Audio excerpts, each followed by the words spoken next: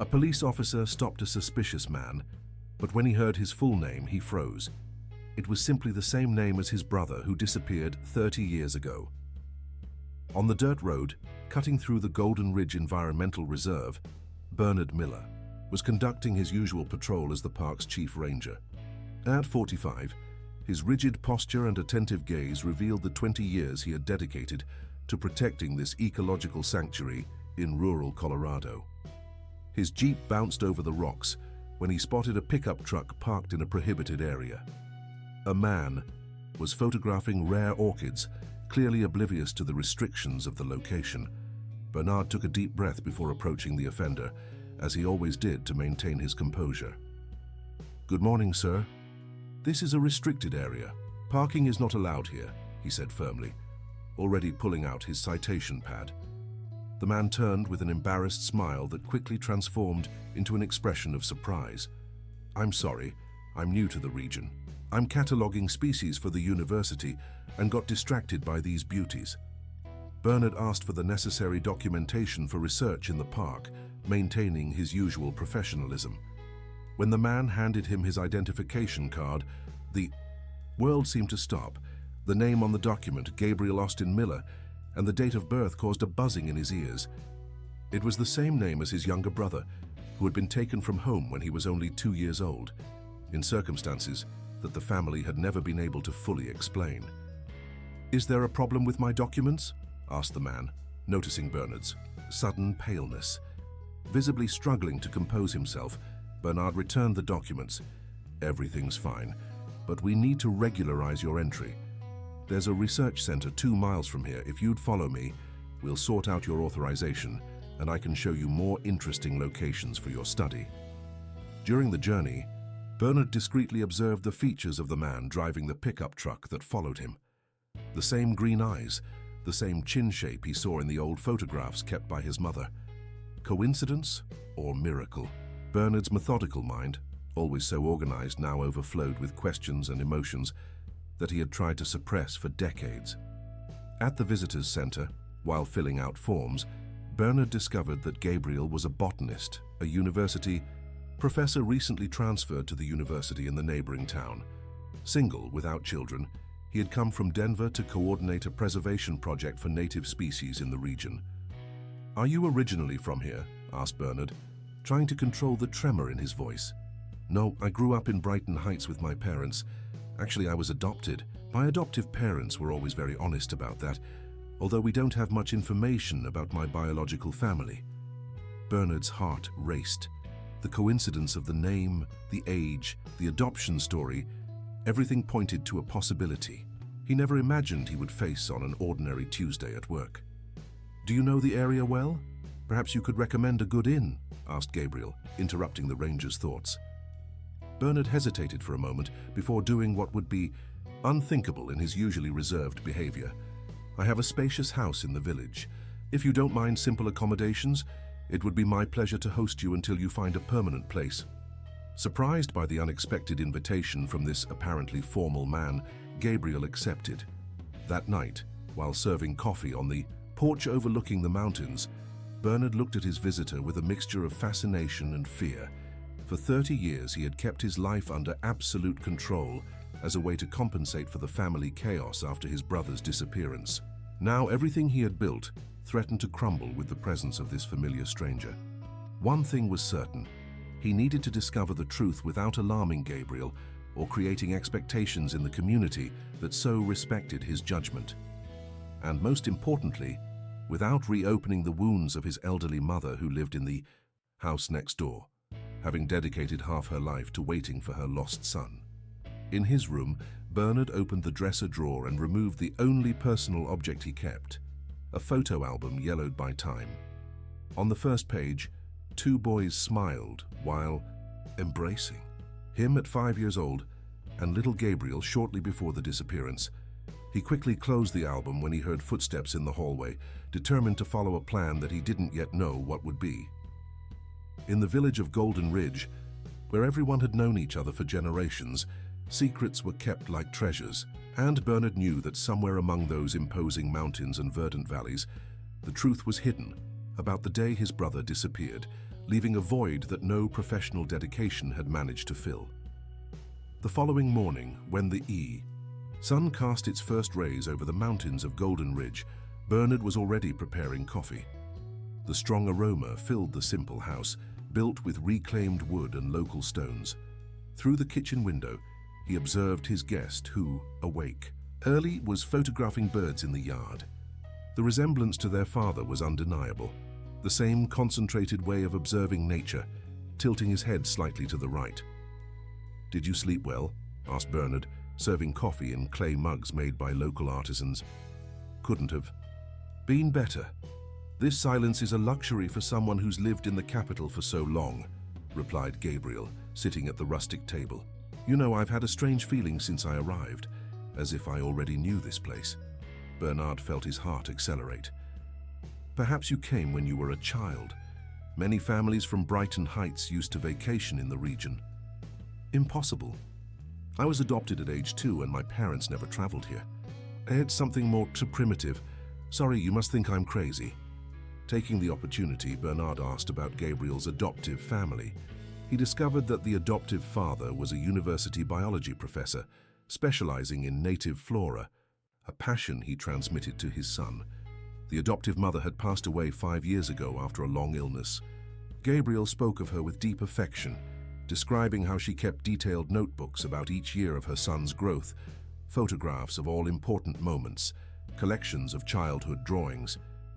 "She feared that one day I would want to look for my biological family and feel divided, so she documented everything so I would never doubt their love," explained Gabriel, with tears in his eyes. During coffee, Bernard also discovered that his guest had a rare congenital heart condition, the same that had affected his father and Bernard himself in his youth. The coincidence was too strong to ignore, but insufficient for a hasty revelation. "I'll show you the best spots for your research today," offered Bernard, disguising his emotion. "I know every inch of this reserve."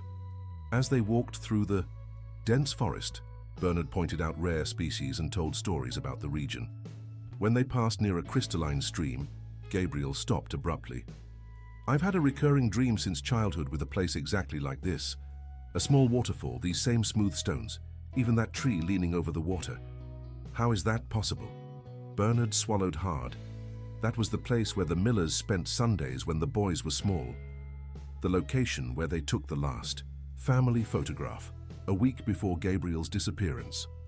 On the way back, they passed through the central square of the village, where an elderly lady was selling herbs and homemade sweets. Seeing Bernard accompanied, she waved animatedly. "That's Mrs. Zelda, a respected healer in the region. She knows every medicinal plant in these mountains," he explained. As they approached, the lady fixed her gaze on Gabriel with an expression of astonishment. Her wrinkled hands visibly trembled. "Young Bernard, who is this gentleman?" she asked with a trembling voice. "A researcher who is staying at my house, Mrs. Zelda." The elderly woman held Gabriel's arm with surprising strength. "You have the Miller eyes, just like your grandfather August when he was young." Throughout the rest of the day, Bernard noticed how other elderly residents observed Gabriel with curiosity or astonishment. The entire village seemed to recognize in that stranger traces of a family that had inhabited those lands for generations. At night, sitting on the porch under a starry sky that only the countryside provides, Gabriel broke the comfortable silence that had established between them. "People look at me strangely here, as if they're seeing a ghost." Bernard took a deep breath, carefully choosing his words. Golden Ridge is small. Any new face arouses curiosity. "It's not just curiosity, Bernard. It's something deeper." Gabriel hesitated before continuing. "You look at me that way sometimes too, when you think I'm not noticing." At that moment, Bernard knew he needed help dealing with the situation. He decided to visit his mother the next morning, in the house built by his grandfather on the other side of the village. Mrs. Clara Miller, at 72, maintained the lucidity and strength he had always admired, despite her heart broken by the loss of her youngest son. What Bernard didn't know was that same night, Gabriel would find in the guest room an old book about local flora with a dedication that would change everything. "For my son, Bernard, who finds in plants the same joy as his brother Gabriel." The signature was from August Miller, dated 1990, a month before little Gabriel Miller's disappearance. Rain was falling gently on the clay tiles when Bernard arrived at his mother's house the next morning. Mrs. Clara was knitting in her usual armchair by the window overlooking the garden of blue hydrangeas, the flowers she had planted when she learned she was expecting her second son. "Raining like this reminds me of that winter of 1990, she said without taking her eyes off her knitting, as if continuing an interrupted conversation. Bernard felt a shiver. His mother had always had this ability to sense when something important was about to happen. "Mom, I need to tell you something, but you need to stay calm." He sat beside her, taking her time-wrinkled hands in his. "I met a man, a researcher who came to work at the reserve. He's the age Gabriel would be today, the same name, and the same heart condition as Dad." Mrs. Clara let the knitting fall into her lap, her clear eyes fixed on her eldest son. "You believe it's him, after all these years?" "I don't know, Mom. The coincidences are many. But he grew up believing he was the legitimate son of another couple. He has no idea of his possible origin." The lady rose with difficulty, leaning on her rosewood cane. She walked to the hallway, where a door had remained closed for 3 decades, the room prepared for when the lost son would return. She took a small silver key from her apron pocket. "I've never shown this to anyone, not even you, son." She opened the door, revealing a room preserved as in a frozen dream in time. On the dresser, a cedar box carved with the name Gabriel in delicate letters. "Your father left this for him before departing this world. He said one day we would need it to prove the truth." Inside the box, Bernard found yellowed documents, old photographs, and a diary handwritten by his father. The pages related a story he had never imagined: a violent family dispute over land, veiled threats, and the desperate decision to temporarily entrust the youngest son to a professor friend for protection. "Your father planned to get Gabriel. Back after the waters receded, when the dispute over the reservoir lands was resolved," explained Mrs. Clara with a choked voice. "But the professor and his wife suddenly moved to the capital. When we managed to locate them, they had already registered Gabriel as their legitimate son. Your father moved mountains to reverse the situation, but fell ill during the process." Bernard flipped through the diary, perplexed. All his life he had believed the version that his brother had been taken by strangers during a storm that isolated the village for weeks. The truth now revealed completely rewrote his family history. "Why did you never tell me?" "Your father feared you would try to take justice into your own hands, and after he fell ill, I promised to continue searching silently. Every penny I saved went to private detectives who followed false leads for years." On his way back home, Bernard tried to organize his thoughts. How would he reveal the truth to Gabriel? Would he have the right to turn the man's life upside down? What if he was mistaken? Upon arriving home, he found it empty. On the kitchen table, a note. "Went out to photograph the sunrise at Cross Hill. Ridge. Back for lunch. Thanks for the hospitality. G." Bernard knew exactly where his brother was.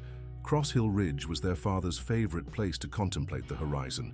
Even without conscious memories, something in Gabriel's DNA was guiding him along the same paths as the Millers. As he climbed the steep trail to find him, Bernard spotted in the distance the spring festival being prepared in the central square. Colorful flags, craft booths, the stage where the traditional guitar contest would take place. A celebration that the Miller family had helped create generations ago, and which could now be the setting for the most anticipated reunion in the village. At the top of the ridge, he found Gabriel sitting on a flat rock, contemplating the valley covered by morning mist. Without saying a word, he sat down beside him. "I found a book in my room," said Gabriel, without taking his eyes off the horizon. "With a dedication to you and your brother, who was also named Gabriel." The environmental guardian felt as if the ground had disappeared beneath his feet. Destiny was accelerating events, taking out of his hands the control he so valued. "It wasn't a coincidence inviting me to stay at your house, was it?" asked Gabriel, finally turning to face him. Nature around them seemed to have fallen silent to witness that moment, as the golden light of dawn illuminated the familiar features of 2 brothers whom destiny had separated and now reunited. Seated on the rock that their father called the Lookout thrown. Bernard and Gabriel remained silent for long minutes as the sun rose on the horizon, pouring light over the Golden Ridge Valley. The village was slowly awakening below them, smoke rising from chimneys, the bell of the small church announcing the first mass. "I always knew there was something different about me," Gabriel broke the silence. "I grew up in a loving family, but never felt completely part of it, as if there was a previous story that I couldn't access." Bernard took a deep breath. "What I'm going to tell you will change your life forever. Are you sure you want to hear it? If I didn't, I wouldn't have come here." Gabriel smiled sideways, exactly as his father did when making an important decision. During the next 2 hours, Bernard narrated the history of the Miller family, one of the founders of the village. He told about his grandfather, August, who had discovered the medicinal properties of native plants and founded the first forest garden in the region. About his father, Anthony Miller, a respected botanist who had fought against the construction of a reservoir that would flood part of the lands preserved by the family for generations. In 1990, when you were only 2 years old, the dispute over the lands reached its critical point. Our family received threats. Fearing for your safety, our father temporarily entrusted you to the care of his professor friend in the neighboring town, planning to retrieve you when the situation calmed down. "The Professor Edward Wilson?" asked Gabriel with wide eyes. "Yes, that was the name in our father's diary. You know him?" "It's my adoptive father's name." Gabriel stood up, visibly shaken. "This means that my adoptive parents knew all this time. According to our father's records, he tried to get you back, but the professor and his wife had suddenly moved to Brighton Heights. When he finally located them, you had already been registered as their legitimate son." Gabriel walked to the edge of the lookout, his hands trembling. "Why didn't they fight harder for me? Why did they give up?" "Our father never gave up. He spent all his savings on lawyers and investigators. The legal battle dragged on for years, until he became seriously ill of the same heart condition that you and I carry. In the last days of his life, he made my mother promise she would continue looking for you." With tears streaming down his face, Gabriel faced the man he had just discovered was his brother. "And now? What do we do with this truth?" Bernard extended his hand to his rediscovered brother. "First, I want you to meet our mother. She has waited for this moment for 30 years, descending the trail in silence, each lost in their own thoughts." The brothers were surprised by a group of children running up, carrying colorful ribbons to decorate Cross Hill Ridge for the spring festival. "Mr. Bernard, will you participate in the guitar contest this year?" asked a boy of approximately 8 years. "I haven't missed a festival in the last 20 years, Peter. I wouldn't break the tradition now." Bernard smiled, ruffling the boy's hair. Turning to Gabriel, he explained, "The Spring Festival is the village's most important celebration. Our grandfather helped create it to celebrate the balance between progress and environmental preservation. For 3 days, families gather to celebrate our traditions. When they reached the village, they noticed the excitement in the preparations. Colorful booths being set up, women preparing typical treats, men rehearsing with their guitars, an atmosphere of joy that contrasted with the emotional storm the brothers were facing.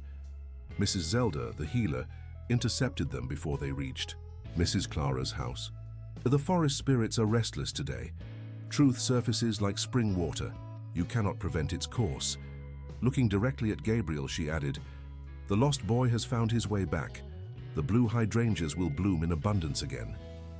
Gabriel looked confusedly at Bernard, who explained, "The hydrangeas in our mother's garden haven't bloomed fully since your disappearance. She says the flowers sense your absence." At the door of the old wood and stone house, Mrs. Clara was waiting as if she knew exactly when they would arrive. Her clear eyes, mirrors of Gabriel's, filled with tears as she contemplated her youngest son after 3 decades. "My boy has returned," she whispered, extending her trembling arms. In that silent and profound embrace, 30 years of waiting dissolved like mist under the morning sun. The Miller family, fragmented by circumstances beyond their control, began the delicate process of reconstruction. Meanwhile, on the other side of the village, an unknown car parked in front of the inn. An elderly man descended with difficulty, supported by a cane. Edward Wilson, retired professor and Gabriel's adoptive father, had come after his son following a mysterious call informing him of his whereabouts. The Spring Festival would be the stage for more revelations than anyone could imagine. In the small living room of the Miller house, time seemed to have gone backward. Mrs. Clara couldn't take her eyes off her rediscovered son, as if fearing he would disappear again if she blinked. On the walnut table, photo albums told the interrupted story of that family. "This was on your second birthday a week before," Mrs. Clara's voice faltered. "You loved this wooden horse that your grandfather carved." Gabriel contemplated the images, like someone trying to decipher a forgotten dream, his childish face smiling next to his older brother, the fair hair identical to what he still had. It was undeniably him, but at the same time it seemed like another person, a boy whose story had been abruptly rewritten. "What was my father like?" he asked softly. "Anthony was a man ahead of his time," replied Mrs. Clara, caressing a photograph where her husband appeared in front of a greenhouse full of seedlings. "He dedicated his life to preserving the knowledge about medicinal plants that he inherited from his father. He said the cure for many diseases was hidden in these mountains, waiting to be discovered." Bernard observed the interaction with a mixture of joy and apprehension. While his mother and brother rebuilt bonds, he thought about what would happen when Edward Wilson found his adoptive son. As a mediator of environmental conflicts in the reserve, he knew that the most delicate situations were those where all parties believed they were right. The telephone interrupted his thoughts. It was Matthew, his assistant at the reserve. "Boss, there's a gentleman here looking for the botanist who arrived yesterday. Says he's his father." Bernard's heart accelerated. "Where is he now?" "At Mrs. Teresa's inn. He seems quite worn out from the journey." Hanging up the phone, Bernard faced the dilemma. Should he immediately tell Gabriel about the arrival of his adoptive father, or give him more time to absorb the revelations of that day? He opted for immediate truth. "Gabriel, your adoptive father is in the village. He just arrived." The botanist's face paled. Mrs. Clara squeezed his hand with surprising strength for a lady of her age. "He knew where to find me?" asked Gabriel. "I don't know how he discovered it, but he's staying at the Central Inn." A heavy silence took over the room. 30 years of secrets, pain, and absences converged to that moment, like rivers that finally meet the sea. "I need to see him," decided Gabriel, rising. "I have questions that only he can answer." Mrs. Clara tried to hide her disappointment. She had just found her son and already needed to share him. "I'll go with you," offered Bernard. "As Chief Ranger, I know everyone in the village. I can facilitate this meeting." On the way to the inn, they crossed the square where the Spring Festival was taking shape. Mayor Jeremy Cord, on a small platform, was testing the sound system for the official opening the following night. "Bernard, we need to confirm your performance in the guitar contest," he shouted upon seeing them pass. "I'll be there as always, Mayor," he responded automatically, although music was the last thing on his mind at that moment. Gabriel looked surprised at his brother. "You play guitar? Our father taught me as a child. After we were separated, I continued practicing, as a way to keep his memory alive. At the last festival before he passed, he promised to teach you when you grew up." The Mountain Retreat Inn was a restored colonial-style mansion with wide verandas and well-tended gardens. In the rustic reception, Mrs. Teresa was arranging flowers in local ceramic vases. "Mr. Edward is in room 3, balcony to the inner garden," she informed when Bernard asked, looking curiously at the two very similar men. Climbing the wooden stairs that creaked gently under their steps, Gabriel seemed to be walking toward the most important meeting of his life. Bernard remained respectfully a step behind, giving his brother the space he needed. At the door of room 3, Gabriel hesitated, his hand suspended in the air before knocking. What would he say to the man who had raised him with so much love, but who had potentially concealed his true origin?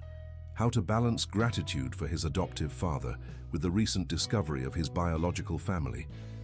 3 soft knocks on the door, slow steps from the other side, the doorknob turning. Edward Wilson opened the door, his tired face lighting up at seeing his adoptive son. At 80 years old, he maintained the lively and penetrating eyes of an educator who had spent his life transmitting knowledge. Upon noticing Bernard a few steps behind, his countenance instantly changed to an expression that mixed recognition and fear. "Son," he murmured, opening his arms to Gabriel. "I was so worried when I couldn't reach you." The embrace between father and adoptive son was genuine and moving. Despite the extraordinary circumstances, the love built over 3 decades was undeniable and true. "We need to talk, Dad," said Gabriel, visibly emotional. "About Golden Ridge, about the Millers, about my origin." The elderly man nodded slowly, like someone finally surrendering to a truth long avoided. "I imagined this day would eventually come. I just didn't expect it would be in my lifetime." Inviting them in, Edward Wilson sat heavily in the armchair by the window that framed the mountains. The same mountains that had silently witnessed the separation and now the reunion of a family divided by destiny and human choices. "I believe I have many explanations to give," said the professor, while the distant sound of musical rehearsals for the festival invaded the small balcony, announcing that the village of Golden Ridge was preparing for its biggest celebration, without imagining that it would also witness the outcome of a story begun 3 decades earlier. The inn-room transformed into an improvised court of memories.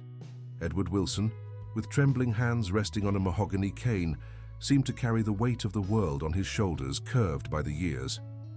"I never imagined returning to Golden Ridge," began the elderly professor. "This land holds stories that I tried to leave behind.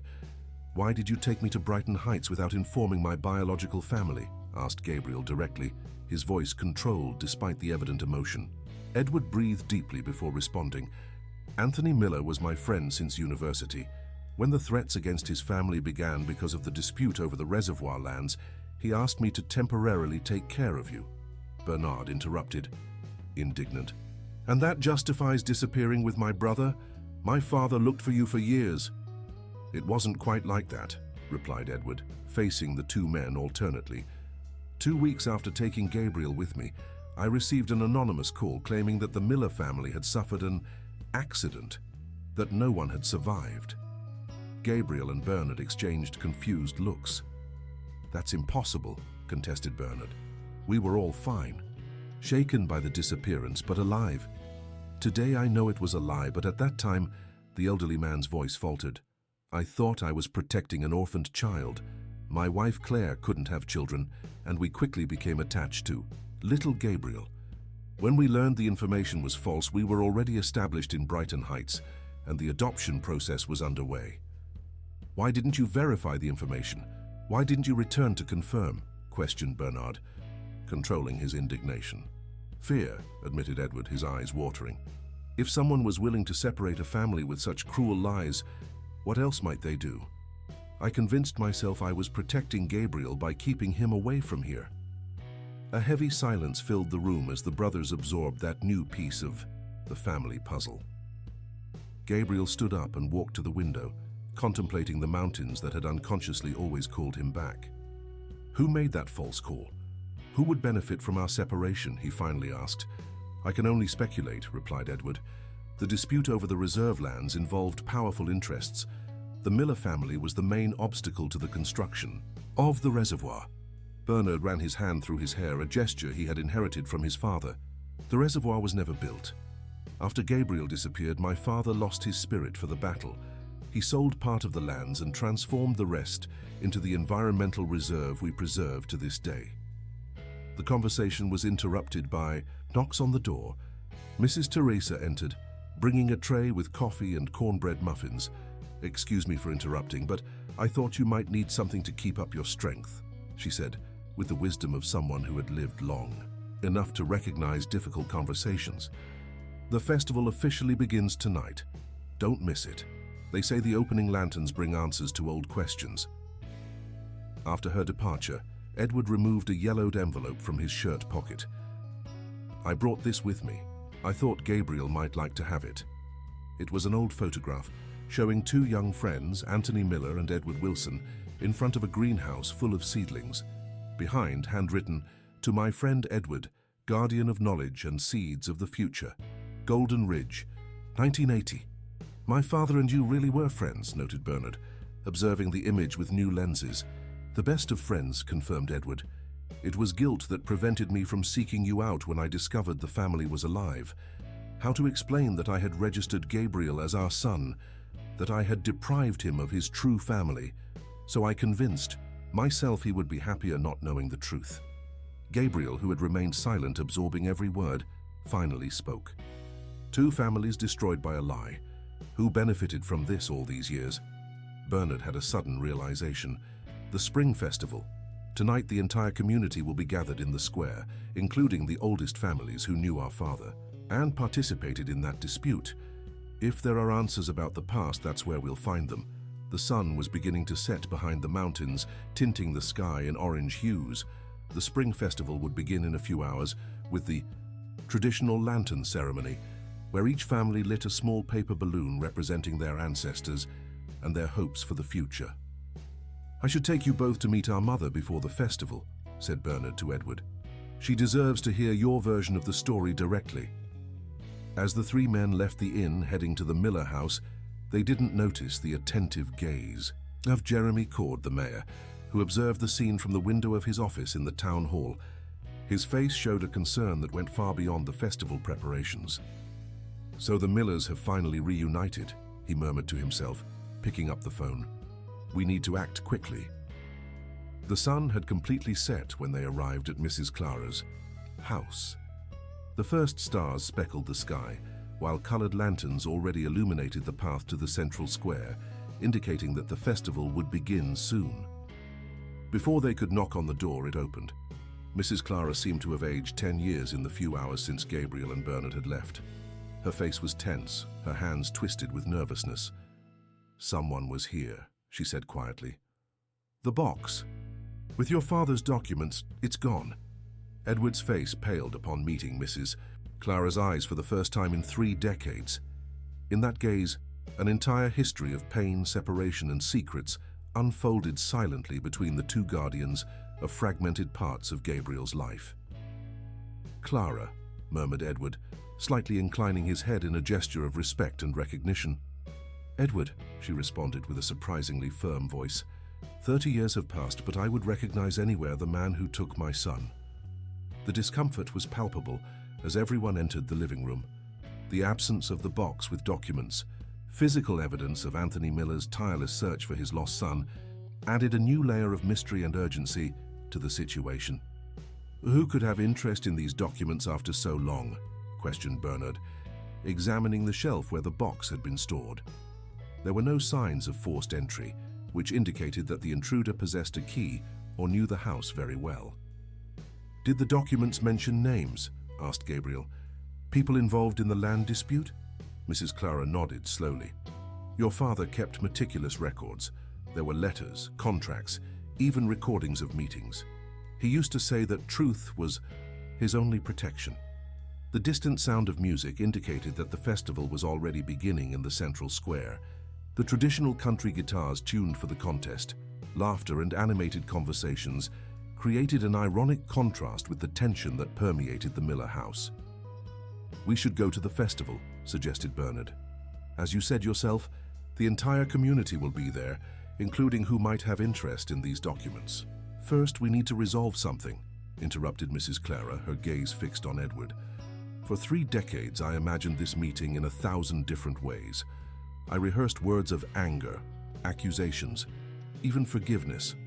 Now, all I want to know is, why didn't you at least let me see my son grow up, even from a distance?" The elderly professor lowered his head, the weight of guilt evident in his curved shoulders. "There's no sufficient justification for what we did, Clara. At first, we believed we were protecting an orphan. Then, fear and selfishness spoke louder. My Claire loved Gabriel as if she had given birth to him. And didn't I love him too?" Mrs. Clara's voice faltered. "I spent countless nights imagining if he was hungry, cold if someone sang to him to sleep." Gabriel, visibly emotional, placed himself between the two. "The past cannot be changed, but the future is still in our hands. I have 2 families now, and it would be unthinkable to choose between you." The moment was interrupted by urgent knocks on the door. Matthew, Bernard's young assistant at the environmental reserve, entered, breathless. "Boss, something strange is happening. Mayor, Jeremy Cord has gathered the town council in an extraordinary session while everyone is at the festival. They're discussing changes to the boundaries of the environmental reserve." Bernard and Gabriel exchanged alarmed looks. The final piece of the puzzle was beginning to fit. The land dispute, dormant for 3 decades, apparently had never really ended. "The reservoir," murmured Bernard. "After all these years, they still want to build the reservoir. And they needed to keep us separated to weaken the Miller family's resistance," completed Gabriel, understanding dawning in his gaze. "The same story that drove 2 families apart can finally unite them." Mrs. Clara rose with new energy as, if the years of waiting and pain had been replaced by renewed determination. "The Spring Festival has always been the moment when our community reaffirms its values and commitments. What more appropriate place to finally reveal the truth that has been buried for so long?"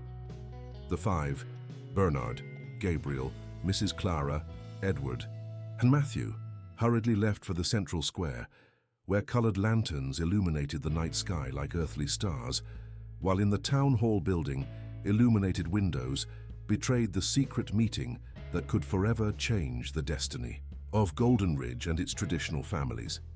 The central square of Golden Ridge shone under the glow of hundreds of colored lanterns. Entire families gathered, children running between food stalls and local crafts, musicians tuning their instruments on the rustic wooden stage, a scene of community joy that contrasted with the urgency driving the group arriving at the festival. "Mayor Jeremy always opens the festival with a speech," explained Bernard, as he guided the group through the crowd. "If we want to interrupt the council meeting and expose what's happening, we need to do it publicly, before they sign any document." On stage, the mayor was already positioning himself before the microphone. At 65, Jeremy Cord maintained his imposing posture and calculated smile that had kept him in power for 4 consecutive terms. Beside him, representatives of the most traditional families waited to light the first symbolic lantern. "People of Golden Ridge," began the mayor with his resounding voice, "for more than 100 years our families have gathered to celebrate spring renewal, hope for better times." As the speech continued, Bernard noticed movement in the town hall building. Men in suits were leaving hurriedly, folders in hand, heading discreetly to cars parked nearby. "They're finalizing the meeting," he whispered to Gabriel. "We need to act now." At that moment, Edward Wilson stepped forward, surprising everyone. "Let me speak to him. I have a debt to this family that I can never fully repay." Without waiting for a response, the elderly professor began to make his way through the crowd, leaning on his cane toward the stage where Jeremy continued his speech about tradition and progress. "And so, friends, with pride, I announce that Golden Ridge will finally enter the era of sustainable development with a project that will respect our traditions while projecting us into the future." Edward had reached the stage steps when the mayor spotted him. Jeremy's smile froze for an instant, a shadow of recognition and concern crossing his face before he recomposed his cordial expression. "Professor Edward Wilson," he exclaimed into E, the microphone trying to control the situation. "What a pleasant surprise to have you back in our village after so many years. Ladies and gentlemen, one of the greatest botanists our region has ever produced." Polite applause ran through the square as Edward slowly climbed the steps. Bernard noticed how the mayor whispered something to one of his aides, who immediately left the stage. "Thank you, Mayor Jeremy," said Edward upon reaching the microphone. His voice, although weakened by age, carried the natural authority of a respected educator. "I returned to Golden Ridge not as a botanist, but as a man seeking redemption." A murmur ran through the crowd. This was not the festive speech expected for the festival opening. 30 years ago, I unwittingly participated in an injustice that profoundly affected one of the most important families in this village, an injustice motivated by ambition and greed for lands that should remain preserved. Mayor Jeremy's face visibly paled. In the middle of the crowd, Bernard, Gabriel, and Mrs. Clara watched attentively, ready to intervene if necessary. The Miller family lost not only a son, but almost lost their mission to protect the natural heritage of Golden Ridge, a meticulously orchestrated plan to weaken those who opposed the construction of the reservoir that would flood our ancestral lands. The mayor tried to regain control, approaching with a forced smile. Professor Edward, perhaps this is not the most appropriate moment for discussions of the past. The festival is a celebration of joy, and the festival has always been a moment of truth and renewal, interrupted Edward with surprising firmness. And the truth, Jeremy, is that you and your father were the architects of the plan that separated Gabriel Miller from his family. You made me believe the family had perished, so I would take the boy far away, thus weakening the resistance against the reservoir. A shocked silence took over the square. All attention focused on the unexpected confrontation on the central stage. Jeremy adjusted his tie, visibly uncomfortable. These are serious and unfounded accusations, Professor. Your advanced age perhaps is confusing your memories. It was then that Gabriel climbed onto the stage, followed by Bernard and Mrs. Clara. The impressive similarity between the brothers did not go unnoticed by the crowd, which was beginning to understand the magnitude of the moment they were witnessing. "My name is Gabriel Miller," announced the botanist. "I was separated from this community 30 years ago as part of a plan to break my family's resistance against the environmental destruction of our lands." Mrs. Matilda, a respected elder and midwife who had helped bring most of those present into the world, made her way through the crowd. In her hands, a cedar box that everyone immediately recognized. "I found this in the town hall office when I went to take sweets for the council meeting," explained the lady. "I recognized the Miller family carving and knew it shouldn't be there." The box with Anthony Miller's documents, which had disappeared from Mrs. Clara's house, now returned at a crucial moment, as if destiny finally conspired to reveal truths long hidden. Jeremy, seeing himself cornered, abandoned his cordial posture. "You don't understand. The reservoir would bring prosperity, jobs, put Golden Ridge on the map of development. At the cost of our history and our natural heritage?" questioned Bernard, firmly holding the box of documents. "My father always said some lands have no price because they belong to the future, not the present." The crowd, initially confused, now openly expressed their indignation. Many remembered Anthony Miller and his fight to preserve the native forests that provided medicinal herbs and protected the springs that supplied the village. "Today's meeting," continued Bernard, opening the box and removing documents, "was to secretly approve the reactivation of the reservoir project using a legal loophole to redesign the boundaries of the environmental reserve." The aide who had left the stage moments before returned hurriedly, whispering something in the mayor's ear. Jeremy paled even more, realizing he was losing not only control of the situation, but possibly his position and reputation. It was then that Mrs. Clara stepped forward, approaching the microphone with the dignity of someone who had carried a silent pain for decades. "Golden Ridge," she began, her voice surprisingly firm, "has always been a place where families support each other. Today my family is complete again after 30 years. I don't seek revenge or punishment, just justice and the guarantee that our lands will remain protected, as my husband Anthony always defended." In the sky above the square, hundreds of colored lanterns floated as silent witnesses to a historic moment for the village. The Spring Festival, which had always symbolized renewal and hope, now served as the stage for a reconciliation not only familial but communal. Edward Wilson, the professor who had inadvertently participated in the separation of that family, approached Mrs. Clara and, in a symbolic gesture, handed her the old photograph where he and Anthony appeared together. "Some mistakes take a lifetime to correct," he said with a choked voice. "But it's never too late for truth to prevail." As Jeremy was discreetly escorted off the stage by concerned counselors, worried about the turn of events, Gabriel took the guitar that rested beside the musicians and, to everyone's surprise, began to play a melody he didn't know he knew, the song his father had composed for the Spring Festival decades before. Bernard joined his brother, their voices harmonizing as if they had never been separated, while at the edges of the square, additional lanterns were lit and released into the sky, symbolizing not only the memory of ancestors, but the beginning of a new chapter for Golden Ridge and for the Miller family, finally reunited under the starry spring sky. The morning after the festival, Golden Ridge awoke, transformed.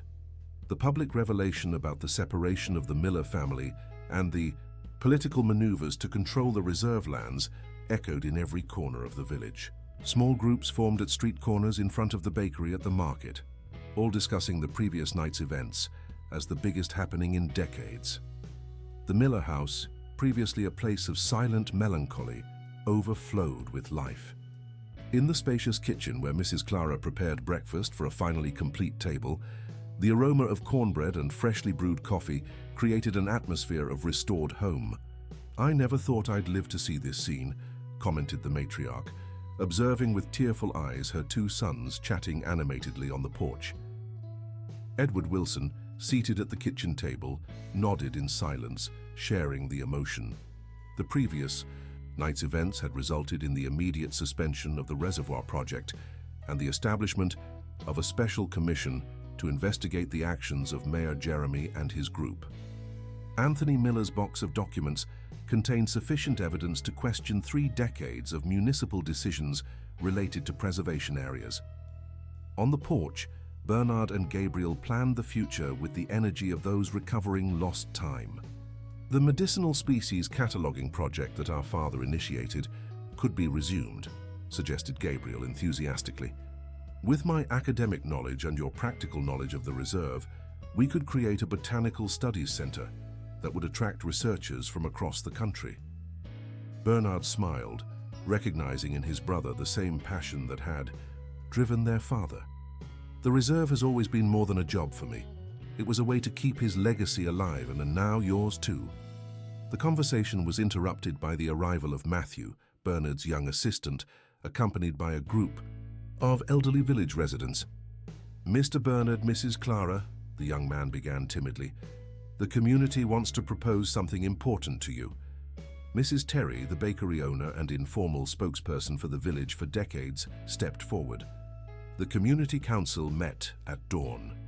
"We want to transform the second day of the Spring Festival into Miller Memorial Day, celebrating environmental preservation and the importance of truth for our community."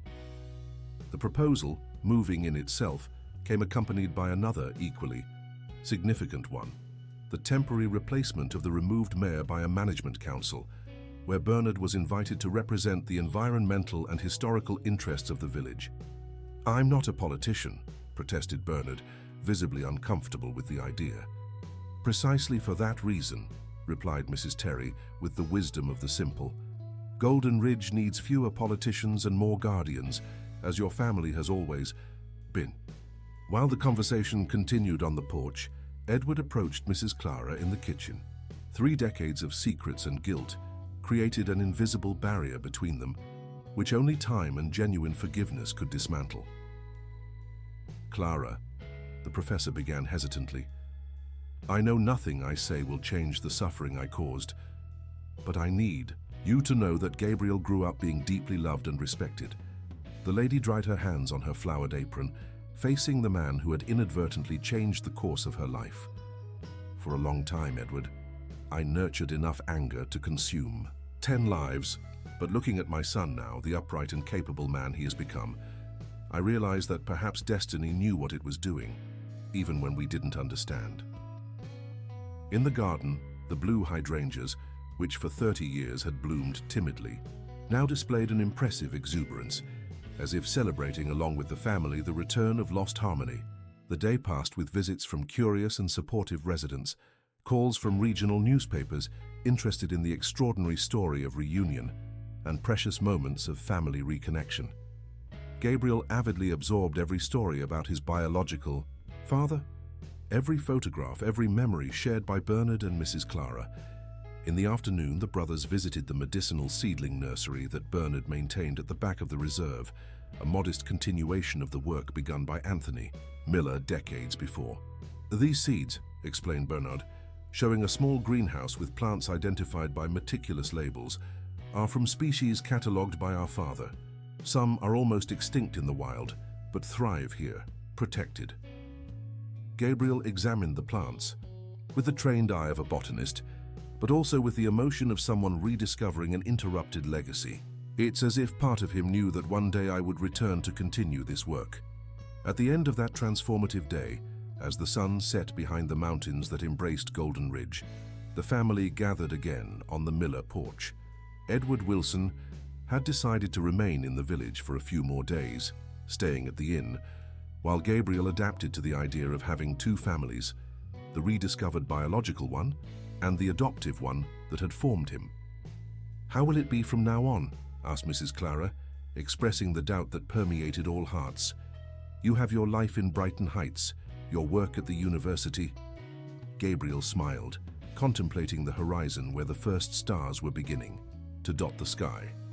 "Perhaps it's time to bring my life closer to my roots. The university has an advanced campus in the state capital. I could request a transfer, stay closer." Bernard, always practical, was already thinking of the possibilities. "The Botanical Studies Center we mentioned could be academically linked to your university. We would transform Golden Ridge into a reference for preservation and research." The conversation flowed naturally, plans intertwining with memories, the future building upon foundations of the finally restored past. In the surrounding community, lights were turning on in houses while the Spring Festival continued its program, now with an expanded meaning of renewal and hope. In the central square, where the truth had emerged the night before after decades of silence, children played carefree, oblivious to the historical importance of the events they had witnessed. For them, the colored lanterns, music, and typical sweets were the essence of the festival, not the complex adult dramas that unfolded on stage. And perhaps that was the greatest lesson that Golden Ridge and the Miller family were rediscovering together, that after the most intense storms, life finds a way to bloom again, like the blue hydrangeas in Mrs. Clara's garden that, after 30 years of timid flowering, exploded in vibrant colors, announcing that true spring had finally arrived for that family, long fragmented by destiny and now reunited by the perseverance of love that, like the seeds protected in Bernard's nursery, had patiently waited for the right moment to germinate.